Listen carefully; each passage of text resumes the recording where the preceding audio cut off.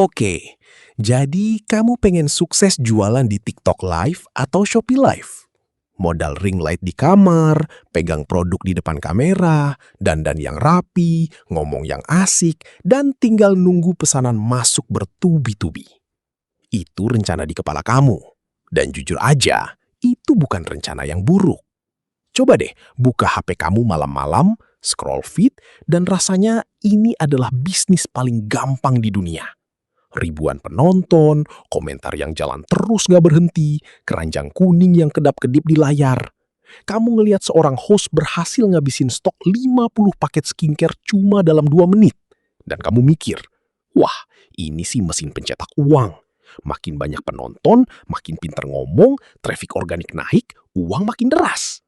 Kelihatannya sesimpel itu. Tapi disinilah masalahnya.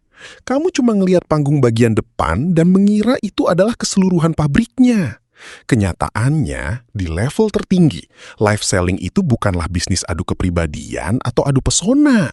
Ini adalah operasi industri volume tinggi yang sangat kejam, yang kebetulan aja ditaruh di depan ring light. Dan detik di mana kamu paham perbedaan ini, semua hal tentang gimana live commerce beneran menghasilkan uang dan gimana mereka diam-diam bakar uang mulai masuk akal. Mari kita mulai dari apa yang sebenarnya kamu lihat di layar. Kamu pikir bisnis ini cuan dari traffic organik dan host ramah yang berhasil ngebujuk follower setia buat beli daster atau lipstick. Ya, secara teknis itu memang terjadi buat segelintir influencer top. Tapi uang besarnya sama sekali nggak dicetak di situ. Uang sesungguhnya dicetak di dalam ruko-ruko besar atau gudang tanpa jendela, di mana puluhan host yang dibayar murah duduk di bilik sempit ukuran 2x2 meter.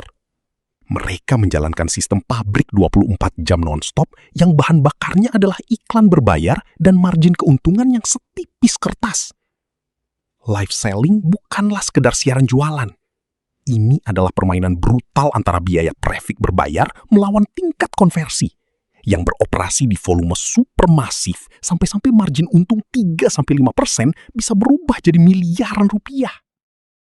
Untuk paham gimana mesin ini bekerja, kamu harus ngikutin kemana arah uangnya. Dari mana sebenarnya pendapatan itu datang?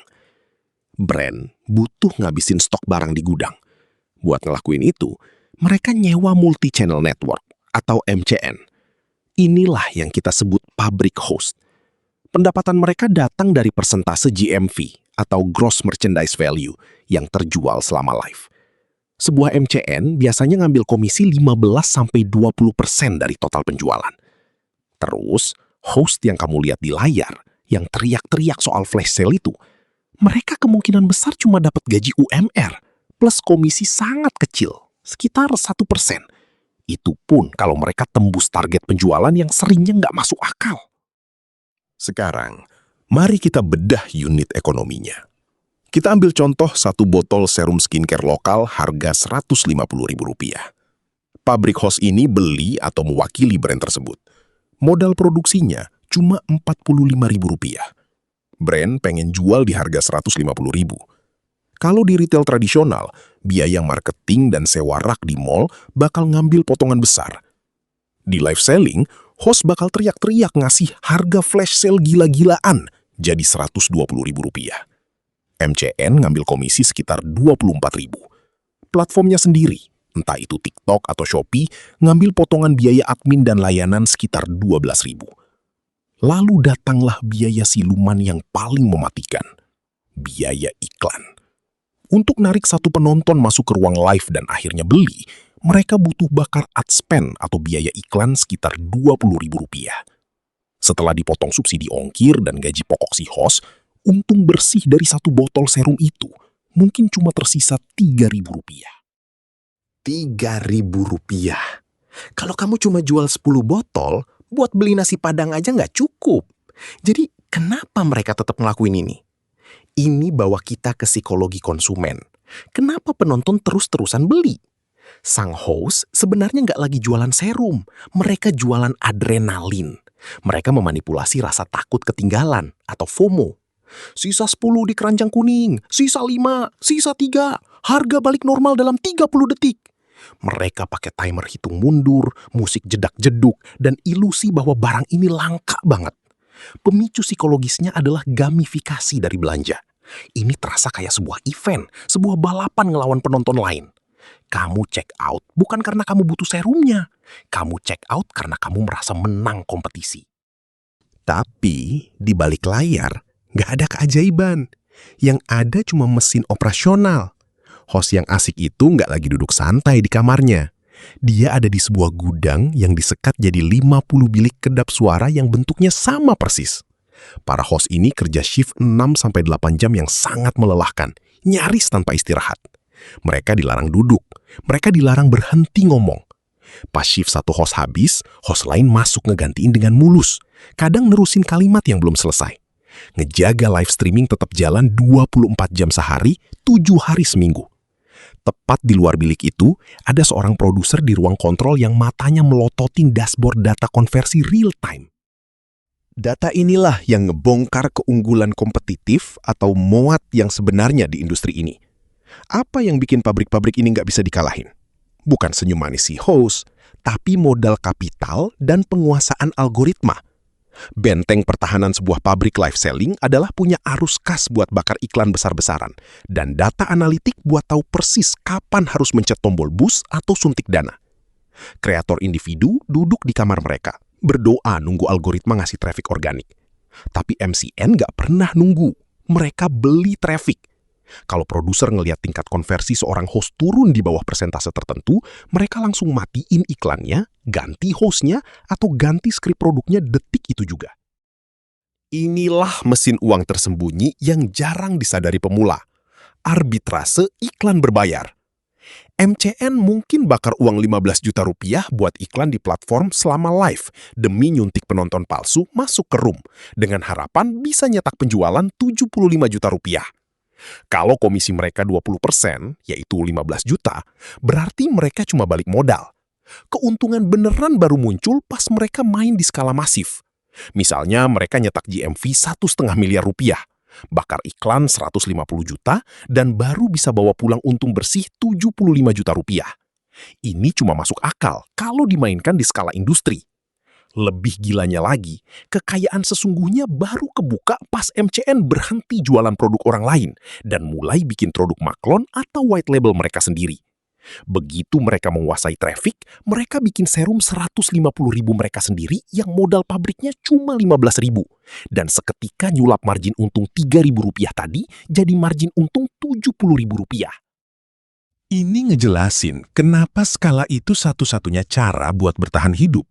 Satu host di kamar cuma bisa jualan sampai batas traffic organiknya mentok.